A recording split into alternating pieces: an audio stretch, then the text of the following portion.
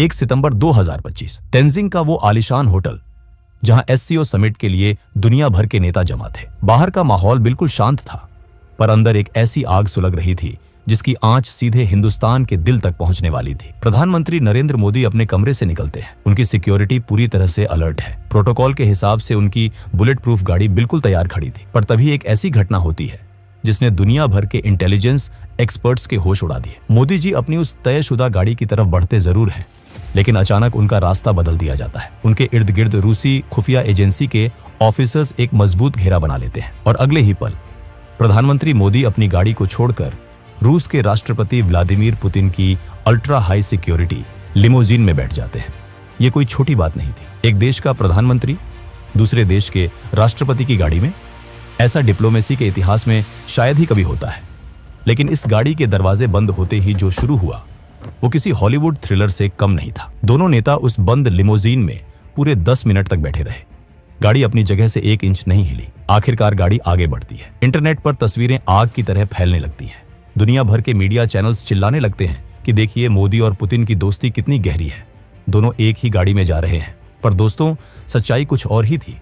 ये दोस्ती का दिखावा नहीं, बल्कि मौत के चक्रव्यूह से बच निकलने की एक आखिरी कोशिश थी। जब ये गाड़ी वेन्यू पर पहुंचती है तो एक और ऐसी घटना होती है जो आमतौर पर बिल्कुल असंभव है। वेन्यू पर पहुंचने के बाद ना मोदी गाड़ी से बाहर आते हैं ना पुतिन। पूरे 45 मिनट तक दुनिया के 2 सबसे ताकतवर नेता उस बंद गाड़ी में बैठे रहते हैं। उस बंद गाड़ी के अंदर फोन पर एक एनक्रिप्टेड लाइन जुड़ती है। दूसरी तरफ थे भारत के national security adviser Ajit Doval. Putin की आवाज आती है, मिस्टर मोदी, हमारी एजेंसियों ने दुश्मनों के बीच एक बहुत खतरनाक मैसेज इंटरसेप्ट किया है। आपकी गाड़ी सेफ नहीं थी। खतरा बिल्कुल सिर पर मंडरा रहा है। मोदी जी बिल्कुल शांत पर दृढ़ आवाज में पूछते हैं, डोभाल साहब, क्या रिपोर्ट है? आखिर वहां चल क्या रहा है? डोभाल जवाब देते हैं, प्रधानमंत्री जी, दुश्मन ने शेर के मुंह में हाथ डालने की हिम्मत की है। खतरा वहां एससीओ समिट में नहीं, खतरा हमारे पड़ोस में बैठा है। एक बहुत बड़ा असैसिनेशन प्लॉट इंटरसेप्ट हुआ है और इसके तार सीधे अमेरिका की CIA से जुड़े हैं। ये सुनते ही गाड़ी में सन्नाटा छा जाता है। CIA, दुनिया की सबसे ताकतवर खुफिया एजेंसी, हिंदुस्तान के प्रधानमंत्री को निशाना बनाने की कोशिश कर रही थी। इस साजिश के तार समझने के लिए हमें थोड़ा पीछे जाना होगा। ठीक 27 अगस्त 2025 की उस सुबह पर, जब पड़ोसी देश बांग्लादेश के ढाका शहर में एक अजीब सी हलचल थी। ढाका का एक बहुत ही आलीशान वेस्टर्न 5 स्टार होटल। वहां एक 50 साल का आदमी चेक इन करता है। उसके पास 3 बड़े बड़े सूटकेस थे। इस आदमी का नाम था टेरेंस। दिखने में वो एक आम अमेरिकन बिजनेसमैन लग रहा था। उसने होटल स्टाफ को यही बताया था कि वो एक बिजनेस ट्रिप पर आया है। पर सच तो ये था कि टेरेंस कोई बिजनेसमैन नहीं, बल्कि अमेरिकन खुफिया एजेंसी CIA का एक बहुत ही खतरनाक और मंझा हुआ कोवर्ट ऑपरेटिव था। वो वहां किसी बिजनेस डील के लिए नहीं आया था। वो वहां आया था एक ऐसी साजिश को अंजाम देने जो दुनिया का नक्शा हिलाकर रख देती। उन 3 बड़े सूटकेस के अंदर कोई बिजनेस के सैंपल नहीं थे। उनमें भरे थे hi tech electronics, encrypted communication devices, आम लोगों की भीड़ में छिपने वाले वेपन्स और खुफिया ब्लूप्रिंट्स। टेरेंस का काम था एक कमांड सेंटर एस्टैब्लिश करना। वो वहां बैठकर किसी ऐसी स्नाइपर टीम या हिट स्क्वाड को कमांड देने वाला था जो उस एससीओ समिट के आसपास पहले से ही पोजीशन ले चुकी थी। टेरेंस बिल्कुल सांप की तरह कुंडली मारकर बैठा था। वो अपने शिकार का इंतजार कर रहा था। उसका टारगेट क्लियर था, प्रधानमंत्री नरेंद्र मोदी का असैसिनेशन। एक ऐसा अटैक जो देखने में किसी टेररिस्ट ऑर्गेनाइजेशन का काम लगे, पर जिसके पीछे दिमाग वॉशिंगटन में बैठे कुछ नापाक मंसूबे रखने वालों का हो। उन्हें लगा कि बांग्लादेश में बैठकर इस ऑपरेशन को अंजाम देना सबसे सेफ होगा, क्योंकि वहां आमतौर पर किसी को शक नहीं होगा। पर वो एक चीज भूल गए थे, ये वो पुराना भारत नहीं था जो दुश्मन के वार का इंतजार करे। ये नया भारत था। और जब बात देश के प्रधानमंत्री की सुरक्षा की हो तो भारत की खुफिया एजेंसी रॉ कभी सोती नहीं है। आखिर इतनी गहरी साजिश का पर्दाफाश कैसे हुआ? यहाँ एंट्री होती है दुनिया की 2 सबसे ताकतवर इंटेलिजेंस एजेंसियों के गठबंधन की, भारत की रॉ और रूस की SVR। अगस्त के आखिरी दिनों में SVR की इंटेलिजेंस ने कुछ अजीब रेडियो फ्रीक्वेंसीज को इंटरसेप्ट किया। ये फ्रीक्वेंसीज आम नहीं थी। ये high level CIA encryption protocols थे जो अचानक से ढाका और उस SCO समिट के लोकेशन के बीच एक्टिव हो गए थे। रूस ने तुरंत ये जानकारी भारत के NSA अजीत डोभाल के साथ शेयर की। नई दिल्ली में आधी रात को एक इमरजेंसी मीटिंग बुलाई गई। रॉ चीफ, IB डायरेक्टर और डोभाल एक टेबल पर थे। रॉ के टॉप ऑफिसर ने डोभाल से कहा, सर, हमें कंफर्म हो गया है कि एक हाई वैल्यू टारगेट को एलिमिनेट करने की प्लानिंग हो रही है और लगता है कि टारगेट प्रधानमंत्री है। डोभाल ने कहा, अगर उन्होंने हमारे प्रधानमंत्री की तरफ आंख भी उठाई तो हम उनका वो हाल करेंगे कि आने वाली सदियों तक उनकी रूह कांपेगी। डोभाल ने तुरंत रशियन काउंटरपार्ट से संपर्क किया। यही वजह थी कि 1 सितंबर की रात को मोदी जी को उनकी तय गाड़ी में बैठने से रोक दिया गया। रॉ और एसवीआर ने मिलकर उस साजिश के चक्रव्यूह को तोड़ने का मास्टर प्लान बनाया। उन्हें पता था कि स्नाइपर या हिट स्क्वाड सिर्फ तभी अटैक करेगा जब उसे ढाका से टेरेंस की कमांड मिलेगी। अगर टेरेंस का कनेक्शन काट दिया जाए तो पूरा ऑपरेशन ताश के पत्तों की तरह बिखर जाएगा। और फिर शुरू हुआ ऑपरेशन साइलेंट टेकडाउन।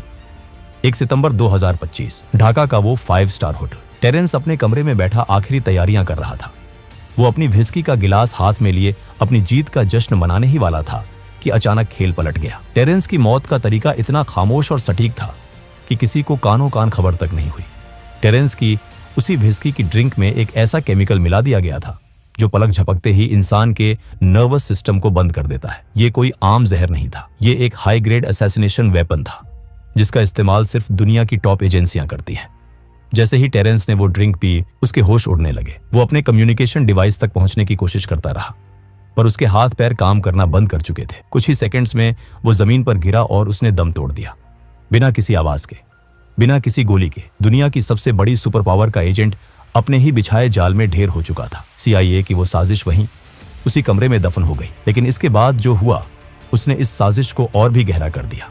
जैसे ही टेरेंस की मौत की खबर अमेरिकन एम्बेसी तक पहुंची, वहां भगदड़ मच गई।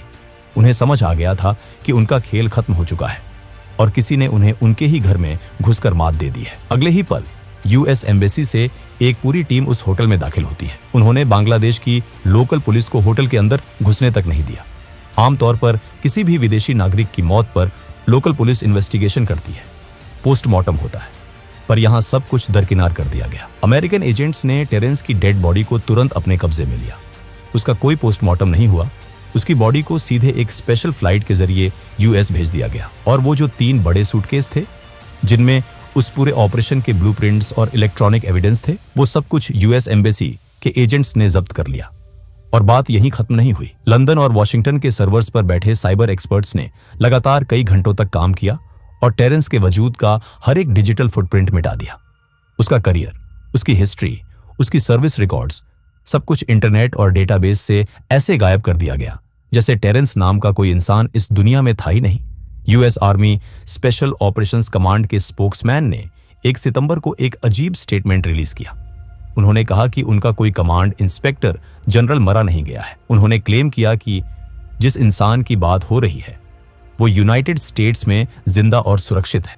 4 सितंबर को लेफ्टिनेंट कर्नल इलियट स्कॉट ने यहां तक कह दिया कि ढाका में उनका कोई ऑन गोइंग ऑपरेशन चल ही नहीं रहा है। 2 सितंबर 2025 प्रधानमंत्री मोदी सही सलामत भारत लौट आते हैं। अगले ही दिन वो नई दिल्ली में एक बड़े सेमिकॉन समिट में मंच पर आते हैं।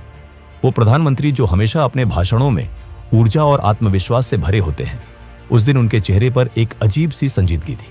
मंच पर आते ही जब लोग उनके स्वागत में तालियां बजा रहे थे तो मोदी जी ने एक ऐसी बात कही जिसने सबको हैरत में डाल दिया।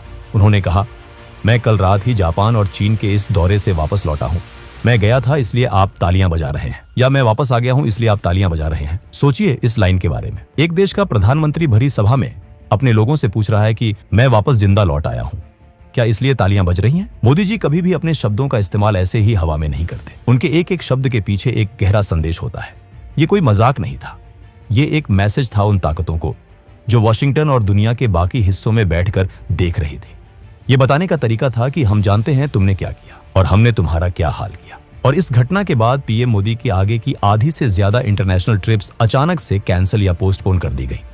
यूनाइटेड नेशंस जनरल असेंबली का सेशन जिसमें PM मोदी को बोलना था, उसे उन्होंने स्किप कर दिया। गाजा पीस समिट जिसमें इजिप्ट के प्रेसिडेंट आने वाले थे और PM मोदी का आना तय था, उसे भी उन्होंने स्किप कर दिया। आसियान समिट जो कुआलालंपुर में होने वाला था, वहां भी PM मोदी नहीं गए। उनकी जगह दूसरे डेलीगेट्स को भेजा गया।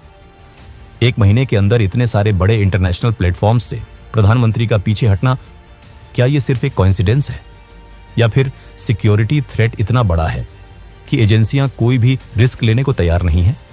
इस पूरे एपिसोड के पीछे आखिर मंशा क्या थी?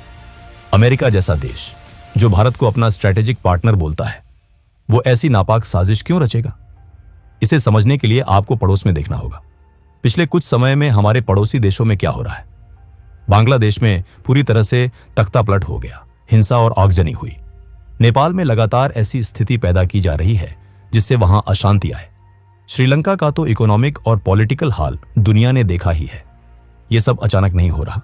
भारत के आसपास के देशों को डिस्टेबलाइज करके एक इनविजिबल फोर्स भारत के इर्द गिर्द एक रिंग ऑफ फायर बना रही है। CIA का तो इतिहास रहा है दूसरे देशों में रिजीम चेंज करवाने का, चाहे वो साउथ अमेरिका हो, मिडिल ईस्ट हो या एशिया। जब कोई नेता उनके हिसाब से नहीं चलता, जब कोई देश अपनी इंडिपेंडेंट फॉरेन पॉलिसी फॉलो करता है, आंख में आंख डालकर बात करता है, तो उनका अहंकार आहत होता है। पीयूष गोयल का वो धमाकेदार बयान आपको याद होगा। उन्होंने भरे मंच से अमेरिका को चेतावनी देते हुए कहा था, आप हमारे सर पर बंदूक रखकर हमसे ट्रेड डील्स नहीं कर सकते। एक यूनियन मिनिस्टर का ऐसी भाषा का प्रयोग करना कोई छोटी बात नहीं है। ये किस बंदूक की बात कर रहे थे पीयूष गोयल? क्या वो उसी बंदूक की बात कर रहे थे जो CIA ने 1 सितंबर को प्रधानमंत्री मोदी पर तानने की कोशिश की थी? क्या ये एक मैसेज था कि भारत अब किसी दबाव में आकर अपने फैसले नहीं बदलेगा? टेरेंस का मर्डर PM मोदी का असैसिनेशन प्लॉट हो या ना हो, लेकिन एक बात बिल्कुल साफ है, ढाका में बैठकर टेरेंस भारत के खिलाफ एक बहुत बड़ी आग लगा रहा था। दोस्तों, आपको क्या लगता है? क्या सच में अमेरिका भारत में एक बड़ा रेजिम चेंज प्लान कर रहा था? क्या वो प्रधानमंत्री को रास्ते से हटाकर अपना कोई पपेट नेता बिठाना चाहते थे? क्या इन सारी बातों में, पीयूष गोयल के बयान में और मोदी जी के उस जिंदा लौट आने वाले कमेंट में कोई कनेक्शन है? अपनी राय कमेंट्स में जरूर लिखिए और अगर वीडियो पसंद आया हो तो वीडियो को एक लाइक और चैनल को सब्सक्राइब जरूर करें। तब तक के लिए जय हिंद, जय भारत।